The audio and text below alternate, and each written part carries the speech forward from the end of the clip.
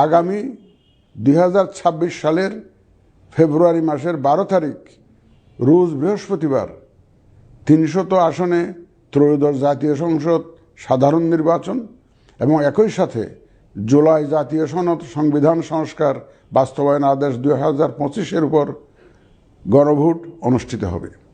ত্রয়োদশ জাতীয় সংসদ নির্বাচনের জন্য মনোনয়নপত্র দাখিলের শেষ তারিখ আগামী 29 ডিসেম্বর 2025 রোজ সোমবার।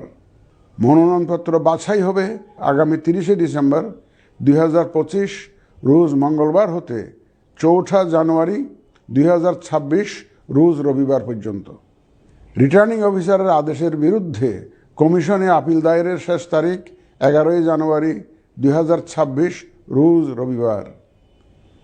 কমিশনে দায়েরকৃত আপিল নিষ্পত্তির তারিখ 12 জানুয়ারি 2026 রোজ সোমবার থেকে 18 জানুয়ারি 2026 রোজ রবিবার পর্যন্ত।